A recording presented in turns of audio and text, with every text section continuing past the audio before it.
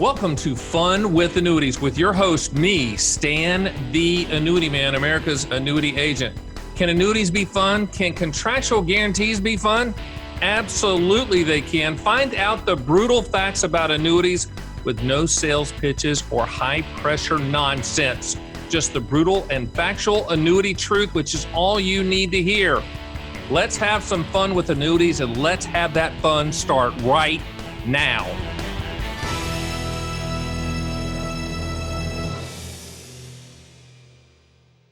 Welcome to Fun with Annuities. I'm your host, Stan, the Annuity Man, America's annuity agent, licensed in all 50 states, including that nice one you're sitting in right now. I want to welcome everybody listening to us on all the major podcast platforms and all of you go-getters out there that are looking at us on the Fun with Annuities YouTube channel and just seeing how unbelievably attractive we are.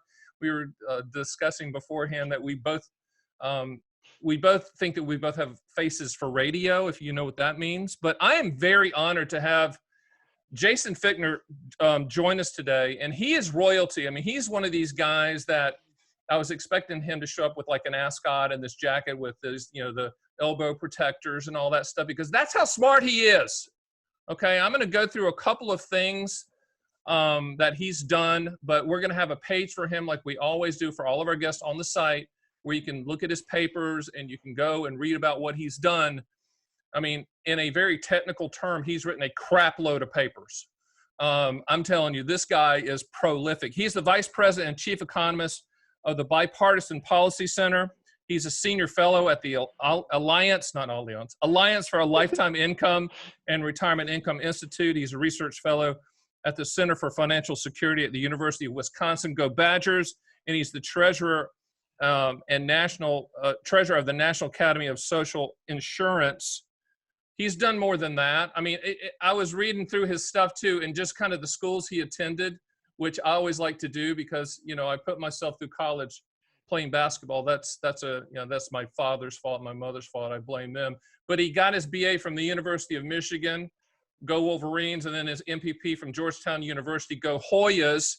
And then he got his PhD in public administration policy from Virginia Tech, go Hokies.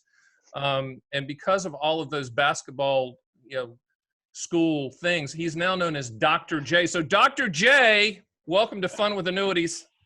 Thanks for having me, and thanks for that great introduction. I'll let you know, even though I've written a lot, my mother tells me she's never read one of those because it says, I wouldn't understand it, Jason. She just said back to me. Let's jump right in. Social Security, Jason. I deem you an expert in that, whether you want to say that you are or you aren't. You are, in my eyes and my clients and people listening's eyes. Let's talk about Social Security, the current challenges, and just your take on it. And then from there, we can dig in further. So Social Security, what's happening with that right now with the government? So that's a great place to start when we start thinking about protected income, because Social Security is the largest actual government program we have. It insures so many people. And I used to be the principal deputy commissioner of the Social Security Administration. So it's one of those nice little hats I got to wear, and had been really privileged to serve in that capacity for 4 years. Nice. The interesting thing about Social Security, though, is it does have financial challenges. And so there are actually two separate legally distinct trust funds. There's one for the retirement program and one for the disability program. Most people think about Social Security, they just think about the retirement program, but it is important to realize there's also a disability insurance program, which people don't often think about until they need it. And there's a 1 in 5 chance that somebody who's in their mid-20s today could be disabled at some point in their lifetime. So we have to think about that program, the solvency of that program too. And we have public conversations about Social Security solvency. The public and the media usually combine the trust funds together. They just sort of talk about the Social Security trust fund status. So we'll do that for convention's sake. And the recent Social Security Trustees report that came out this past summer has the combined trust funds estimated to be depleted in 2034. So that's a little over 10 years away. But what does trust fund depletion mean? It does not mean Social Security goes bankrupt. I think that's a really important thing to tell people who are both 20 years old, 30 years old, or 60 years old, or 70 years old. The program's not going bankrupt. What trust fund depletion means is that over the course of decades, the payroll taxes we paid into the system were more than the benefits that were being paid out. And so that surplus was accumulated in trust funds and treasury bonds in a trust fund. which have the full backing and faith of the United States government. And now we're at the point where payroll taxes alone are not enough to cover benefits. So Social Security Administration starts to redeem some of those trust funds to make up the delta, the difference. And that difference is going to be exhausted around 2030. So what happens then? Well, if Congress does nothing and lets the trust funds become depleted, it is possible that beneficiaries could see a 25 or 26% immediate cut in benefits. Or we could see a 4 percentage point increase in our payroll tax. So right now we pay 12.4% for Social Security, a little bit more for Medicare, so about 15.3 total. If you just focus on that 12.2 and we raise taxes to cover the difference, you're looking at about a 16.6% tax rate, which when you start adding on to Medicare, your federal taxes, your state taxes, for some people, the marginal tax rate can be over 50%, and that's a big discouragement to work.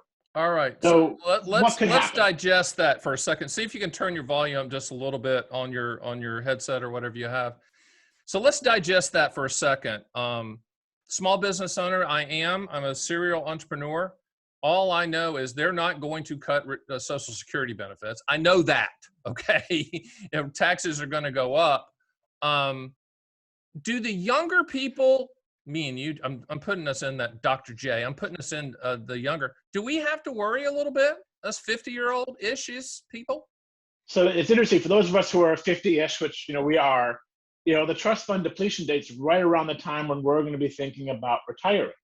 and so this is where you start thinking, wait a minute, what does this mean for me? And when we think about retirement, it's all about trying to minimize risk in retirement. Right? We think about working and accumulating savings and building up an asset.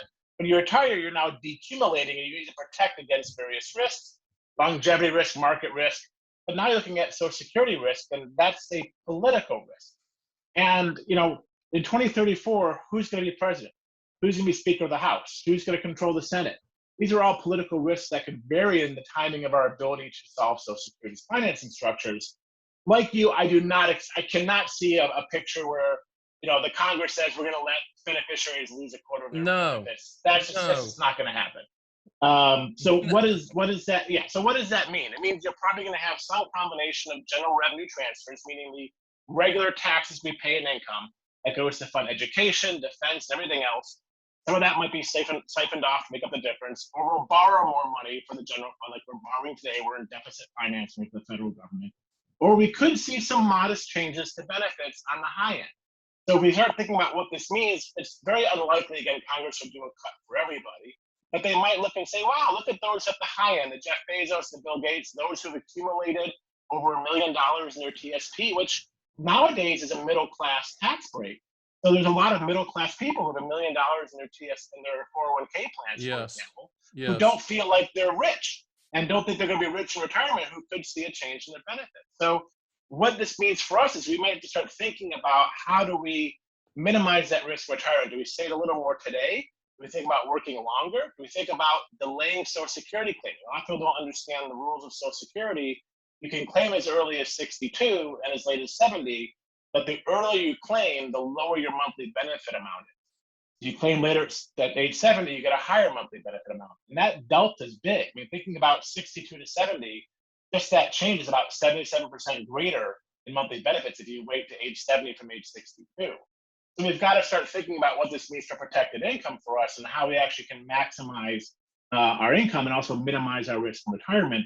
And for you and I and those who are in our 50s or those who are younger, Social Security will be there. The question is in what capacity, and how do we figure out how to save a little more to make sure we're going to have a dignified and financially secure retirement.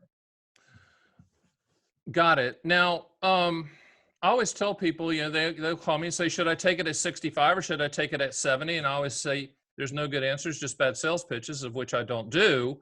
But you have to factor in the 60 months of payments that you missed if you wait to take it at 70, and that's just basic math.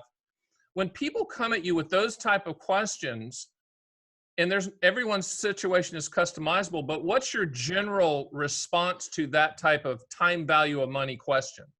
So that is a fantastic thing, and I'm glad you brought it up, Stan, because it's very important for framing and how people think about this and what they see as lost income versus gains. And the first thing is, I've told all my economics students, the best answer for any economics question is it depends. And you sort of brought that up, right? It depends on your status. There's not Right. one size fits all. Right. So the usual general rule of thumb I give people is, if you need the benefits today, take them. But if you can afford to delay, delay until you need them. Because again, for every year you delay Social Security claiming, it's about an 8% increase in monthly benefit. And that can go a really long way when you need them more in your 80s or 90s. Right. And again, for the retirement age keeps creeping up, and it's going to be 67 for you and I, for example. So for someone who waits to 67, that's what's called the full retirement age, up to age 70, it's a 25% increase in your monthly benefit amounts just by waiting 3 years. Where if we take it early, we're going to basically see a 30% reduction in benefit. Now, you mentioned about, okay, well, if you wait from 62 to 67, that's 5 years, that's 60 months of payments you don't get. And the Social Security Administration used to do something called the break-even analysis. And that's sort of what you did is, I think at 62, I'm getting 5 more years of benefits. I could invest that amount, or I could use it. At what point do I break even? And this is the gain versus loss framing. So the agency used to tell people, if you take benefits at age 62, you'll be ahead for 14 years. And people went, wow, I'm ahead for 14 years, and I better start taking benefits at 62. What they didn't say is, if you think about that 14 years and you get to 76 and you live longer, you're then behind for the rest of your life. And that's a different way of framing it. And so when people see the gains versus loss, they react differently. So what I tell people is, think about your health, think about your longevity. Are you working? Are you enjoying working? Do you have other sources of income? Do you have a 401k? Do you have a pension? Sure. Think about all those different sort of variables and then make an informed decision. But I generally tell people to delay claiming until they need it. There's no benefit in delaying past age 70. But if you don't need it at 62, delay. And again, you don't have to delay a year. You can delay a month, you can delay a week, you can delay 6 months. The point is, wait until you need it, because Social Security is the best inflation-protected annuity out there. And you really want to make sure you make that claiming decision that's right for you. That's going to be the decision you're going to have for the rest of your life. And it also affects your spouse. So if you're thinking about survivor benefits or spousal benefits, that's based off the primary record as well. So the larger your benefit from delaying claiming, the larger the spouse and survivor benefit will be. That's Dr. Jason Fichtner, and Dr. J to me. And he just said what I always say, which is Social Security is the best inflation annuity on the planet, which makes us all laugh when we hear people say they hate all annuities, which is kind of, I was gonna make my case, Jason, for being on the board of the Alliance for Lifetime Income, because I think the marketing of the annuity industry has been horrific. I mean, I would start the conversation as, you already own an annuity. The question is, do you need another? And we don't do that. The annuity industry is all about growth and potential growth and hypothetical growth and back-tested growth. And we should be selling the income story all day long, the transfer risk story. And I think the ad is a got milk ad, which instead of got milk, you say you got guarantees, ? Because all of these baby boomers, and you wrote about it. By the way, people, we're going to have this paper that Jason wrote, and it's called The Peak 65 Generation. We'll have a link to it. And if you need to read it, and it's the subtitle is Creating a New Retirement Security Framework. And he lays out, the demographic tidal wave that I always talk about, which is, what is it, Jason? 10,000 baby boomers turning 65 every day or more than that. Yeah. And if you go to some of the sites, like I was at one of your sites where it shows how many people had turned 65 today, and this morning it was like 4,600 or something like that. It was great. Dive in a little bit to this paper and why it's so important for people to read. Now, the people that are listening to this podcast, they're consumers. They're not agents or advisors. If they are, welcome. You're not invited, but welcome to you anyway. This is for the consumer. What did you point out in a brief synopsis, Cliff Notes version of this paper that people should understand? So thanks for the bridge to that. And I think this is a good way to start with talking about how you mentioned the word annuities and no one likes it. And that's partly why we started writing the paper. So when you go out and ask people, would you like to have your own personal pension? I would love that. If you ask them, would you like a guaranteed paycheck for life? I would love that. Would you like an annuity? No, I don't want one of those. And this is sort of the behavioral dissonance and cognition that people have heard this annuity word. And it's the A word. They don't understand what it means. But we as an industry we haven't fought back, Jason. I'm fighting back. I'm screaming into a hurricane out here. but we haven't, as an industry, pulled the money and come at these idiots that are framing the whole thing incorrectly and without facts. How do we as an industry say, you already own one, you might hate us, but you already own one, and oh, by the way, you might need another one for a risk standpoint. How do we do that? So this, and this is where, the paper gets into it, and we also are doing research to try to change the framing. So when we're talking about protected income or guaranteed income, which is the phrases you use as well. So by doing these podcasts, Dan, keep doing what you're doing, because even though you're talking to a hurricane, eventually that hurricane will die down and your voice is going to get out. Yeah. And this happened at Social Security. Again, the agency was using a break-even analysis we talked about, right? Claim at 62, you're ahead for 14 years. And when I got to the agency, about 90+% of financial reporters were using the exact same thing as telling people that's what they should do. Oh. Now, if you Google Social Security claiming, it's a complete 180. Everyone says, don't use break-even. It's a personal decision, make an informed choice, but you're better off delaying until you need it. Right. So we're now on this 10-year mission to change how we talk about protected income, right? Get rid of the A word, talk about guaranteed income, talk about protecting income retirement, talk about what it means to have a license to spend in retirement, because people get so concerned they're going to run out of money because they don't have protected income outside of Social Security. They don't enjoy their retirement or spend as much. And so the paper, the Peak 65 paper, points out how we've sort of changed our retirement framework. And as you noted, 10,000 people a day are turning 65. We hit our quote unquote peak 65 moment around 2024 when 12,000 people a day are going to be turning 65. This is just huge. And it changes the entire sort of framing about how we think about retirement. And there are people who are, of course, like our parents and grandparents, most of our grandparents, they had a pension. They had a defined benefit plan. Most of them worked for one company their entire life, maybe two, right? We're changing jobs. You're a serial entrepreneur. This all changes. We don't have that pension. And if you look back historically, say before the mid-'80s, people had Social Security and they had a pension. So they had two sources of protected income in retirement. Those two things combined maybe made up 70% or more of their overall income in retirement. Now most people just have Social Security as their sole source of protected income, which is designed to replace basically no more than 40% of your income on average. So there's this gap. And part of the reason we wrote the paper is to talk about how this changing system is changing the retirement framework, and how do we make up that gap?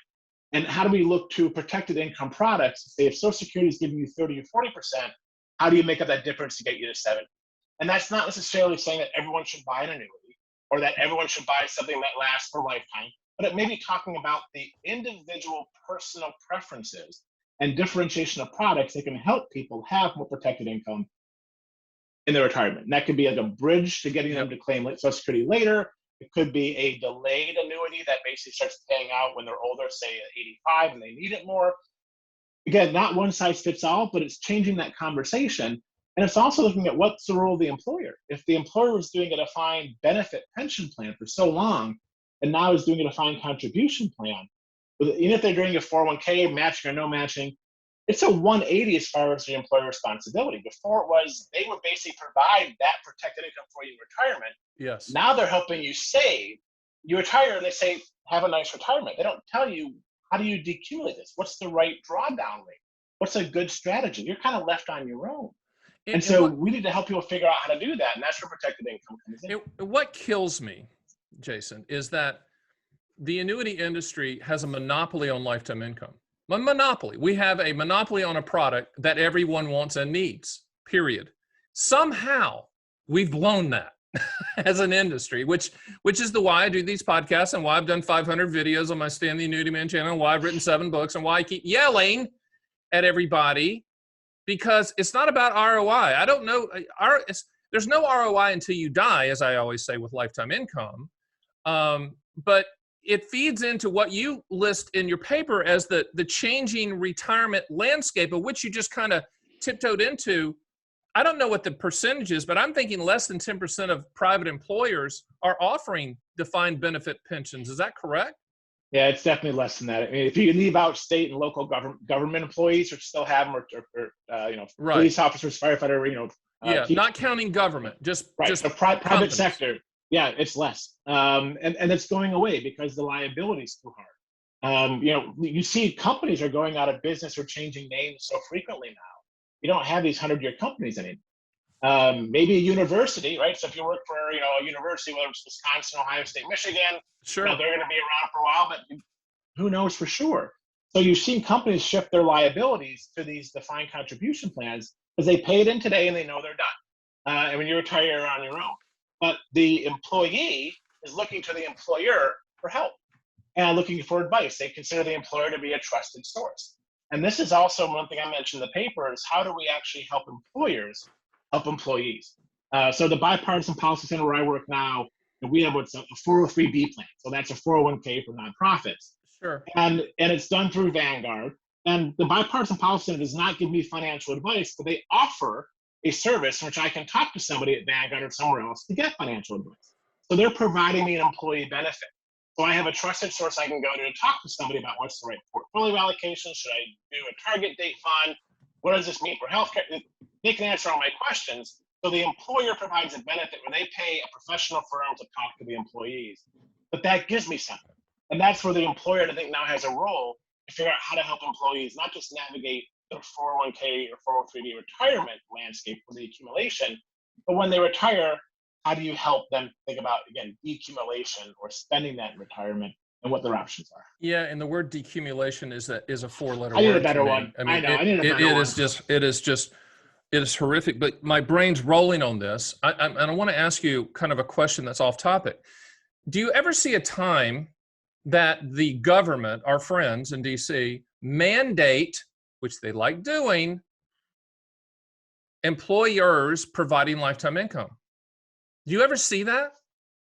So I think what's going to happen is that the consumer industry is starting to shift already. So for example, BlackRock is offering a product where they're going to start putting in annuity contracts into a target date fund. So this gets back into the behavioral framing. If we're not going to, the mandates are big. They like to mandate. That's a big sort of stretch right now. But imagine you start having these companies like BlackRock and others, maybe Fidelity gets involved in Vanguard, who start putting in contracts into a target date fund. And most people do target date funds, but it's easy. They don't have to think about it, right? You invest, it changes the allocation for you. It's you invest and forget. Imagine now part of that investment is going to buying annuity contracts. So at 55, it actually starts purchasing, and you have then defined income in your 401k plan. And consumers start seeing this in their quarterly and annual statements. They'll get used to seeing that part of their portfolio is already earmarked for protected income. And they're going to want that because they're going to see it. And they're like, oh, of course, I have this equity, I've got bonds, and then the fixed income is going to move partly into guaranteed income, and I'll expect that when I retire. I think we're going to see that happen in the next 10 years. That's going to be the huge sea change when it comes to employee benefits. It's still a PR problem to me. To me, it's about messaging and marketing. And I think that it's just a horrific job. I know that I believe it's the Alliance for Lifetime Income. They sponsor the Rolling Stones, which is fantastic. We can get the T-shirt and all this, but I think that's a colossal waste of money, my opinion. That's great that Mick and the Stones are still hammering it out and they're in their 70s. I like that, but it seems like an ego play for me. I know that I would not be welcome at the board meeting, but they need to listen to what I have to say. This needs to be a television campaign, an ad campaign, a print campaign that's all coordinated to speaking in English about lifetime income, what you call protected income, what I call income as long as you're breathing.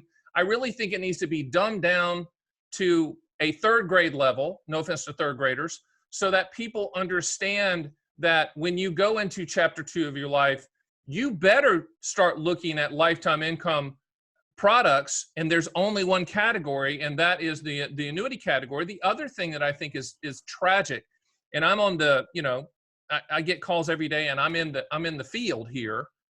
People think that when you buy an annuity for lifetime income and you die, the money goes poof. I think, and of course, that's not true. You can structure it so that 100% of the money goes to the beneficiaries. But the reason I'm stepping on the soapbox a little bit is I'm talking to a lot of really smart people on my podcast. We need to bring it way, way, way down in order to tell the public that with all these 401k, trillions of 401k assets, that there's really only one choice for lifetime income, and it's the annuity it's the annuity category, and there's 4 different types of annuities for lifetime income. But I digress. Are you as frustrated as I am on the messaging of a monopoly product? Like, and I guess that's the reason you're out here and speaking, but are you just kind of scratching your head as well to the messaging of all this? So I am cautiously optimistic that we're making progress. And the reason is because people like you and others recognize that there is a marketing problem. And again, we're not here to promote any specific product, but I will promote a pamphlet that I helped create for the Social Security Administration. So it's a government pamphlet. If people just Google when to start receiving Social Security benefits, there'll be a 2-page, it's a double-sided 1-pager, so it's 2 pages of your So what he said was when to start receiving Social Security benefits. That work? Can Well, you see that? but 95% of the people didn't see that because they're on podcasts. So what he held up is what you're actually going to print. But we'll give you a link. I'll send you a link to it. Definitely will have his link on his page on theannuityman.com. But that's the Social Security part of the annuity income floor. Yes, but here's the point, Stan. We spent a lot of time trying to talk about the claiming decision and get it down to 2 pages. Again, a double-sided 1-page flyer we could hand my mother, anyone in a field office. These are now available in every field office in the Social Security Administration. Got it. We need to do that now to what you're saying for the marketing for annuity products as the add-on to Social Security. We've got to get it down to 2 pages. And it's got to be something that everyone can understand. And the challenge now is how do we do that in a way where the industry adopts it? Because this is also competition. And I think the thing that's been frustrating for me is that the industry, if you will, you said they have a monopoly on these products, they all agree we need to move forward, but they also want to compete. And so you have to sort of say, well, the more you compete, the lower the fees come, the more it becomes beneficial to the consumers, and the better the product's going to be, and they'll want more of the products. I mean, it's business 101. That's how you do this. Love it. Squeeze the fees, bring them down. Yeah. And let's be transparent about it, and let's commoditize these products like that. That's the problem, Jason, is that you have XYZ insurance company and ABC insurance company, and they both are selling commodity type products based on life insurance, life expectancy, mortality credits for lifetime income, and theirs pounding the table that ours is better. That's tough. Here's what I think is also where I'm cautiously optimistic. It took me several years at Social Security to change the framing. I've been at this now just for a year or two, and I took over helping run the Retirement Income Institute in March. So I figure I've got basically this 5-year plan, which I will sort of change. My goal is to change this framing and narrative around how we talk about protected income, guaranteed income, however the phrase you want to use. And I also think we're going to see more products like BlackRock is doing. TIA has a great one too, which they call a trial annuity. And the A word's in there, but the whole point is people, you mentioned, they're afraid of giving up money and then getting hit by a bus the next day. So what happens if you offer a product that says, we're gonna basically sell you a lifetime annuity, but you have 2 years to change your mind. We're going to start giving you this monthly payment right now so you get the benefit of it. You'll see how much you enjoy it. But if within 2 years you decide it's not for you, you can get the rest of your money back. If you do like it, we'll figure the default is to continue after 2 years. That gets over that hurdle people have about I have to surrender how much money to get a little bit less of monthly income. It gives them that out. We're going to see more product differentiation and more entrepreneurial spirit in the products. Because I think with the Secure Act passing and maybe Secure Act 2.0 coming down in Congress, it's going to give some more flexibility for employers to start talking about it, offer these products in their defined contribution plans. And we've already started seeing this. Again, you're out there, Stan, I'm out there. We are now seeing the narrative change in the media, right? The same way the financial media changed their talk about break even and Social Security claiming to now delay claiming or take it until you need it. I think they're going to start talking about the need for additional protected income on top of Social Security, but saying it's not one size fits all. There are many products. Talk to a professional, think about your options, talk to your employer. But it's not going to be annuities are bad. It's going to be you need something else. Now talk to somebody and figure out what that is. And I think that's the framing we're trying to change. And we're making progress. I'm seeing that now in the press. Talking to you now is another example. I think in 5 years, we're going to get there. And I think the industry is going to come along with it because there's just going to be a demand. Well, the consumer is going to drag everyone kicking and screaming across the finish line, period. Because people always ask, well, interest rates are so low, and all that crap. And I'm like, listen, you don't get it. Nobody gets. I was on the phone with a a reporter the other day, and they just were all about interest rates to the point where I just started yelling into the phone. I'm like, you don't get it. It's about life expectancy. It's about mortality credits. It's about risking, risking everybody, putting everybody in one big basket at age 65 or 57 or whatever, and sharing in that risk for lifetime income. And I know that people like Most Molesky are talking about tines and things like that, but I think we're going down the rabbit hole. I think we need to make sure that we're talking about English to people. And in a raging bull market of which we're in, it's kind of tough to get people off the off the focus of markets. But me and you have been around long enough to see, markets adjust, quote unquote, and we'll have those same adjustments again. What I tell people though is when you're at lap 3 of lap 4 of chapter 1 going into chapter 2, you don't have time for it to, hiccup, or as they say, sequence of returns risk is, and I'd rather use the word hiccup because people understand it. One of the things that you pointed out also, kind of a postscript to your paper, which I thought was interesting, was you just kind of posed the question, why don't people buy annuities? Why don't people buy more annuities right now? What is that answer in your mind? So this goes back to what you said it's a postscript for anyone who downloads the paper. It's sort of put it as an appendix because it was considered sort of too pointy-headed academic-y to put in the paper itself. Okay. But it talks about what economists call the annuity puzzle, which, from a financial perspective, from your perspective, mine, it makes perfectly rational sense for people to have annuities, even on top of social. It gives you a license to spend. It guarantees income. It avoids market risk. It avoids political risk. The sequence of return risk, everything you mentioned. Sure. Annuities are great. Everyone should have them, but people don't. And part of that is this behavioral thing. Again, what we talked about earlier, you want your own personal pension. Yes. You want a monthly paycheck for life? Yes, I'd love that very much, thank you. You want an annuity? No, I don't. And I think there's this behavioral cognitive dissonance of what an annuity is, and people have just heard for so long that maybe it's a bad product, the fees are too high, there's concern they're not going to get paid, or they're concerned they get hit by a bus. And we have to change that narrative to talk about what it actually is and how it can help people. And I think there's also, again, this additional framing for people psychologically. We have now trained people to think about investing, right? Return on investment. You mentioned this earlier. What's the ROI? We're all thinking about how do I maximize return? That's what we're conditioned to do from the time someone taught me money until even today. But now I'm talking about retirement. In retirement, I'm not trying to maximize return. I'm trying to minimize risk. I'm trying to ensure with an E that I have enough income on a monthly basis to last the rest of my life with the spending I want to do. So what I really need now is a license to spend. And if someone tells you, don't worry about guaranteed income products, just do a 4% drawdown on your 401k plan from your assets, you mentioned the idea of a hiccup.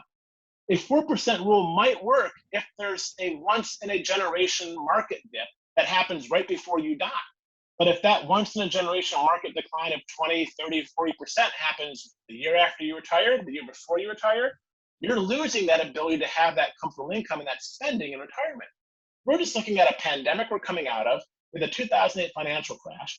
We've had 2 100-year crashes in my lifetime already in the past 20 years. So I think what we need to do is start talking about not what it means to maximize return in retirement, how to minimize risk.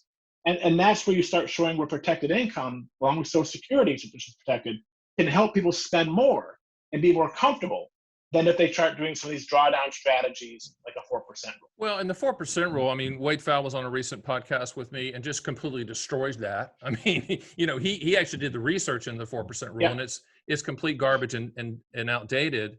But I do think what's happening right now in the industry are the brokers, the bankers, and the where I used to work, Morgan Stanley, Dean Wood, Payne Weber, UBS, all those places are starting to sell annuities, but they're selling the growth story. They're selling the potential story. They're really not selling the income story because they can't charge a fee on that. Okay. And I think that, yes, sales have gone up, but sales have gone up on the products that, in my opinion, should be not at the top of the sales chart. The top of the sales chart should be the simplistic lifetime income products, the personal pension annuities. I actually think if you did a study and you used the word personal pension in front of annuity, you could say personal pension damn annuity, and people are like, yes, I love that. is as long as you said personal pension, you could say anything after that and use the word annuity. You could say personal pension mother-in-law annuity. They'd still love it because it said personal pension. Right. I just think that to me, if I was czar for the day of the annuity industry, first of all, that'd be a lot of fun, Jason. You know that. It'd be great. But if I was czar for the day, this is so simple. This is so simple. I just think people were getting in the way of ourselves as an industry, and the pushback from the industry itself is kind of the whisper. Yeah, we know we're a commoditized product, but don't tell anybody because that doesn't make our logo as good. I think there's going to have to become a meeting of the minds that says, okay, for sales to triple in the consumer's favor, not because the industry wants it to triple, but because there's so many people that want guarantees. We as an industry are going to have to, and carriers going to have to come to the conclusion that it's going to be competitive and it's good for the consumer. Same thing happened when the commoditization of buying stocks and mutual funds online and direct, same type of thing. My company, we're trying to, with a handful of others, trying to get in front of that. But I just think that it's right there for us as an industry, and I'm glad that you're out there fighting for us. Tell us a little bit more about what the Alliance for Lifetime Income is doing and what you think they should be doing in addition to what they're currently doing. Well, you sort of mentioned all the things we're working on, which is sort of changing the messaging and framing and bringing together member companies to talk about how we can better educate both consumers, financial professionals, and policymakers on the role for protected income and what it means. And again, not one size fits all. It's also talking about where the industry needs to change. And this is bringing together, again, the same industry players who have to compete to come together. And again, they recognize that there needs to be change, that the industry needs to move forward, and getting them along to do it. And so it's a collaborative process. And then under the Alliance for Lifetime Income is the Retirement Income Institute, which I help lead the research effort. And we're doing a lot. Wade Pfau, the study you mentioned, we fund Wade Pfau. There's researchers, Michael Finca and others do survey research. I have another paper, which I'll send you the link for, just chat with Michael Finca, where we did a survey of beneficiaries and employer plans. And basically we found that employees, the beneficiaries, do want protected income. But it also depends on how you frame it, right? If I use the A word, they don't want it. I use protected income or a pension, they love it. I mean, it's an amazing difference. So we have graphics and nice pie charts, so I'll send that to you as well, because again, it's easy for someone to read and you can post it on the webpage. So we're doing all of that. And we're talking to people like you, we're talking to journalists. Again, my goal is to reframe this, because it is a fantastic way of talking about, again, the insurance companies are the only ones providing this benefit, and it's needed. Now, again, it may not be one of the things we haven't gotten to yet. We keep talking about the idea of a paycheck for life, but people may not need a paycheck for life. Maybe what they need is a bridge annuity that gets them from age 62 to age 67 or 70. So they can delay claiming Social Security, get the higher monthly benefit amount, and then that's what they use from age 70 on. So you don't have to annuitize for life. You don't have to annuitize all of your assets. It could be partial. There are a lot of options. And you don't have to annuitize. You don't have to annuitize at all with income riders. So I think another, throwing the word around annuitizing and all of that, it all comes down to lifetime income. Whether you want it to be, revocable or irrevocable, whether you want control, or as I say, do you want to control the asset or not control the asset? Which one do you want? Instead of annuitization. So, I think that, people always talk about, the travel industry and how the travel industry is gone. No, it's not gone. It's the annuity industry. Annuity industry is the new travel industry, where most annuities are sold 30-mile radius from where the agent lives. We're trying to upset that apple cart and say, no. You can just buy the contractual guarantees, go to my site and run all the quotes until your heart's content, and then make the decision, etc. Until, as an industry, we embrace that, I'm not sure what's going to happen. The other thing too is, I think as an industry, we need to look at squeezing of commissions. I know that that's going to get me all kinds of hate mail, which bring it on, but I think there's a lot of value that needs to be built back into the payouts and the clients, et cetera. And all of this, I think, is going to change, not because the industry wants it to change, the consumer is going to demand it. They really are. Yeah, something you bring up, and there's sort of 2 points. One, the financial professionals. I did a paper, several years ago, we looked at whether or not people, because one of the barriers potentially is financial professionals who don't want to lose the assets under management Right. to buying some sort of product. Right. If you think about, again, there's not one size fits all. There's numerous products, but what people are concerned about in retirement is running out of money, right? They don't want to run out of money. They would love to have, again, the benefit of a pension, whether it's a pension for life from a DB plan or from an annuity type product, is it gives you this budget constraint. You know you have X amount of money to spend per month, and that's guaranteed. Mm-hmm. That's not just a psychological benefit, it's a financial benefit. And the research we looked at with a few co-authors was looking at the health and retirement study and seeing people who had these type of products. Then we ran simulations and said, what if someone took a partial annuitization and they had then some money to spend, they had Social Security, they left the rest of their assets untouched. What you found is that people spend up to their budget constraint and they're now getting protected. The rest of their assets stay. Those assets continue to grow in retirement and they get even more wealth over their retirement. And that's more money under assets under management, so they come out ahead in both cases. And so the problem we have now is financial professionals are looking somewhat, some of them, not all, are looking at the short term, right? I lose this money today if I get a client to buy an annuity product. They don't think about the long term about, well, if I give them an annuity product, they have this bundle that they're not spending, which for the next 20 plus years will continue to grow, that they'll then manage and make fees off of. So you've got to think about this holistically. And that's where we also need to start having discussions with consumers and with financial professionals about think about this holistically, not just a snapshot in time. Yeah, and I tell the consumer all the time, if you have your income floor in place, whatever that means to you, Social Security, annuity, pension, dividend income, side hustle, whatever that is coming in, if you have the income floor in place, you will be a better investor, period. And when the banks and the brokerage firms bring me in to speak to their masters of the universe, after they stop throwing things and booing me, I'll say, listen to me. If you put in that guaranteed income floor using the A word, you're going to be a better investment advisor because you don't have to disrupt any type of holdings, and your clients are going to be happy and they're going to be stickier from the standpoint of them staying at your firm.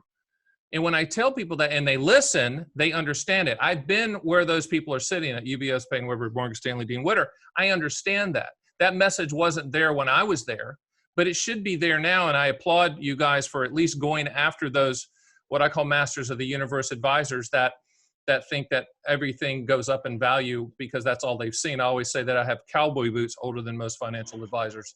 They've never really seen a down market and things like that. So tell me, what is your prediction? You've kind of given a prediction of a little bit more consumer friendly products. Do you have any more predictions that most people aren't aware of going forward with the annuity industry? Are there some danger zones that we need to be aware of? Well, the danger zone is complacency. So I think we need to really keep having these conversations about framing and education and what the products are and what they mean and how they can have people have what Michael Fink and David Blanchett call a license to spend. And we've got to change that framing away from investment framing and start talking about the guaranteed spending, the guaranteed income, and what that means for minimizing risk and having a secure retirement. Right.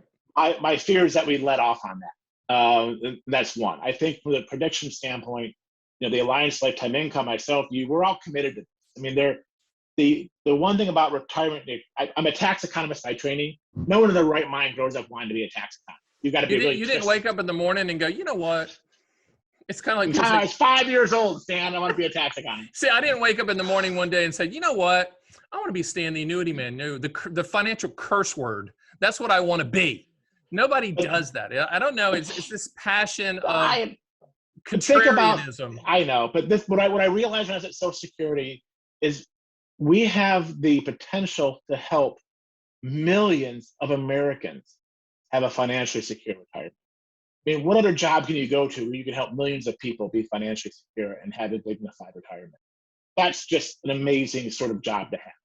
And I was committed to doing that at Social Security. And I left Social Security and started doing retirement policy further on the private side. I now see this as the next major step. And so I'm committed to getting it done, changing the way that we talk about protected income products, having them be part of a defined contribution plans, whether it's a target date fund or something else, so employers are comfortable talking about it, working with Congress and policymakers to make sure we get rid of whatever barriers and legal hurdles are there so employers don't feel like they're going to get sued for everything. but still having protections in place for consumers. So that's sort of where I think we're going in the next 5-10 years. And I think we're going to get there because I wasn't having these conversations, Stan, 10 years ago. And we're having them today frequently. So it is changing. And the last thing I think we're going to have to start doing, and this is where I think it's also a problem, you start talking about how we're, smart people come on this show. I'm also smart enough to know I don't have all the answers. And I need help from people like on your show and others to talk about how we can make changes. One of this is this topic of insurance, right? An annuity is an insurance product. No one likes to talk about insurance because, as an economist, we're told that insurance is for adverse events, low probability, high cost, bad things. House, gets broken into, house burns down, you get sick, car accident, life insurance, you die. Hey, what do you want to sell me something for with insurance? That's a bad thing. There's contracts that people they don't want to do that. But if you use the two words lifetime, if you use lifetime income insurance in front of it, or retirement income insurance in front of it, I'm with you. We're gonna have to do that. You're there because people do understand that. And I will say this, that until the consumer is beating down the doors of the advisors for lifetime income, then the industry has not done their job. It's got to be a push, not a pull. And right now, I feel like the industry's pulling, and we need to be pushing.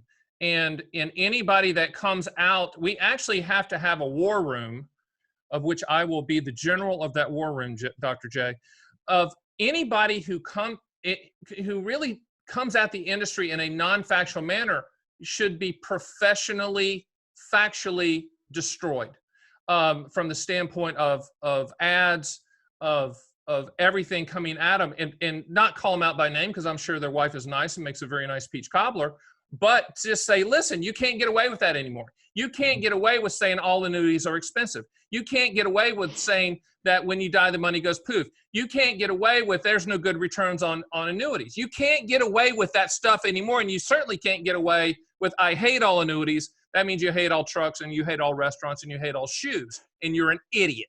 So we've got to be, we're a nice industry, a bunch of nice people. I think we need to get a little bit more of a chip on our shoulder, because what we are protecting is the lifestyle of 10,000 baby boomers hitting age 65. We hear about politicians fighting for the people and fighting for the working man and fighting for those families. Honestly, we have to fight for them. And I feel like I do that every day. I'm sure you do as well. But as an industry, there's got to be a consistent voice that comes at, we are here for you for lifetime income. We are here for you to transfer risk. We are here for lifetime income insurance. That's what the annuity industry does. And make fun of the A word.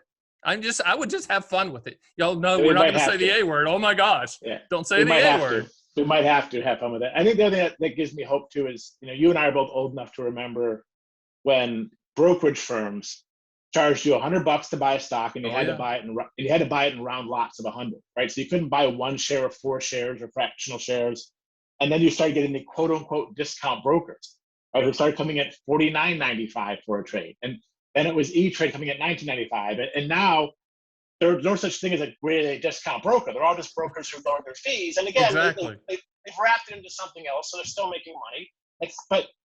I think we're going to start seeing that happen again with same sort of thing happening with annuity products, because you're going to start getting the tech firms, the fintechs involved. You're going to start getting BlackRock's in it now. You're going to start seeing, Fidelity and Vanguard. And pretty soon, like I said, all of a sudden they're all going to get into it because the consumer is going to see it being offered in a few places. They'll start gravitating, and the industry is going to do it. I think we're going to see this happen in 5 to 10 years, especially if we keep pushing. And I'll tell you a great story. When I was at Dean Witter, they had a senior VP flying from New York, and I was working at a satellite office. He said, don't worry about this direct stock purchase, for $8. It's not going to affect us. I just raised my hand and said, you're an idiot, straight up. That didn't go over well, and I didn't stay long at Dean Witter, but I went on to another firm. But that's how stupid it is. As crazy as people might think I am, and I am very passionate about what I do, we're a tech company that sells annuities. I mean, we are literally fintech. We have structured it so that you can do all your quotes and see everything and everything's done, virtually, et cetera. That's where it is headed. There's a handful of us out here, but I remember when I first started this and I got this wild hair to do this, I'm like, why wouldn't this be sold direct? We had to convince the annuity companies to have the paperwork signed a day later when the FedEx arrived, and they're like, well, why would you do that? Why wouldn't you just meet with the client? That was less than 10 years ago. So we have made some strides, but it is going to be, it's got to be a concerted effort for all of the smart people in the room and the people that are a little bit, out in left field like me. People say, wait a minute, you're Stan the Annuity Man. Yeah, but I do understand this product backwards and forwards, and I do understand how it fits. And I'm just confounded every day that it's not the number one thing that people point to every single time with their retirement money. And I think maybe in the future, it will be.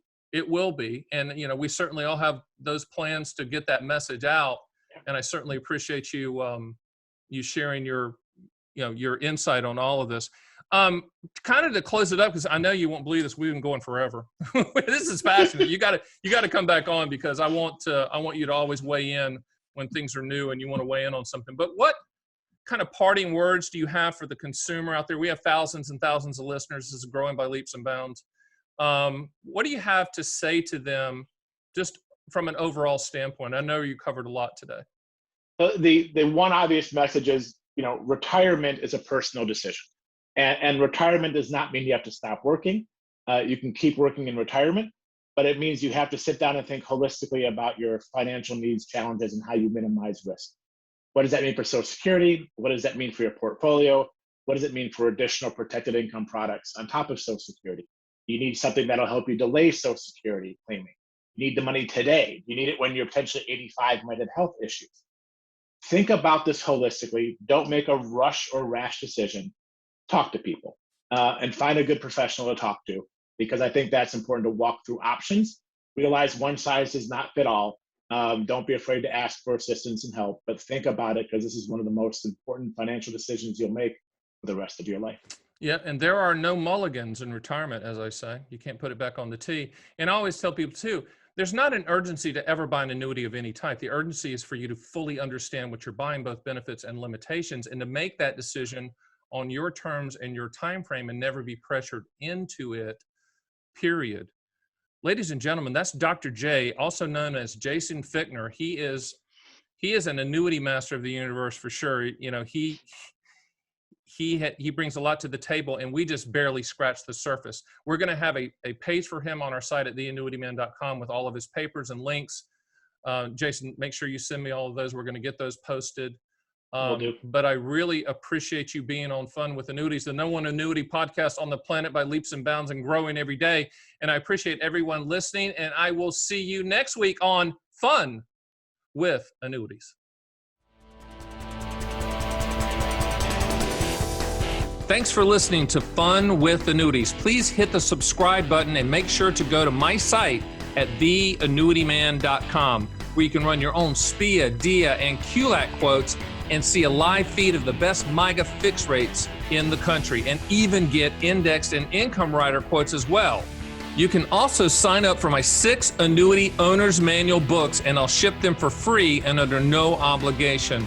I also encourage you to schedule a one-on-one call with me, Stan the Annuity Man, so we can have a full discussion of your specific situation. It will be the best brutally factual and truthful advice you will ever get, and that's one guarantee you should definitely take advantage of. So join me next time for the #1 annuity podcast on the planet, Fun with Annuities.